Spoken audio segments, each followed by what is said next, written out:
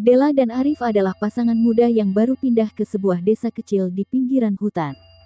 Rumah yang mereka tempati adalah rumah warisan keluarga Della, sebuah bangunan tua dengan pintu kayu besar dan jendela berjeruji besi. Meski terlihat kuno, suasananya cukup nyaman. Namun, ada satu aturan aneh yang ditinggalkan oleh pemilik rumah sebelumnya, jangan pernah membuka pintu setelah tengah malam, siapapun yang mengetuk. Pada awalnya, Della dan Arif mengabaikan peringatan itu.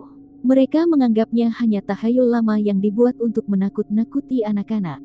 Tapi malam pertama mereka di rumah itu segera mengubah pandangan mereka. Sekitar pukul 2 dini hari, suara ketukan terdengar di pintu depan. Ketukan itu pelan, tetapi berulang-ulang, seperti seseorang yang tidak sabar ingin masuk. Della terbangun, merasa ada yang tidak beres. Siapa yang datang jam segini? Gumamnya. Arif, yang juga terbangun, berjalan ke pintu.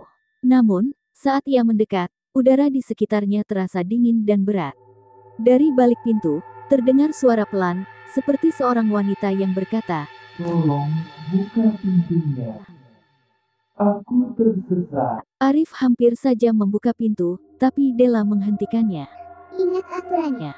Bisiknya tegang. Suara dari balik pintu semakin memohon, berubah menjadi isakan tangis yang memilukan.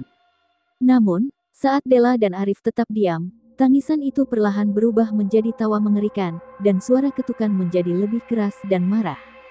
Malam itu, mereka tidak bisa tidur.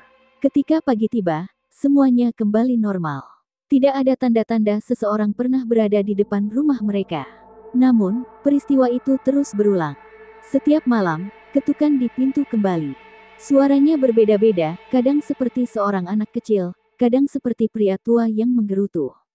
Setiap kali mereka menolak membuka pintu, suara itu akan berubah menjadi teriakan atau tawa yang membuat bulu kuduk mereka meremang. Mereka mencoba mencari bantuan dari penduduk desa. Namun, saat mereka menyebutkan rumah itu, wajah penduduk langsung berubah pucat. Rumah itu, kata seorang wanita tua, bukan tempat biasa. Sudah bertahun-tahun, banyak yang mendengar ketukan itu. Tapi mereka yang membuka pintu, tidak pernah kembali. Malam itu, ketukan terdengar lebih keras dari biasanya.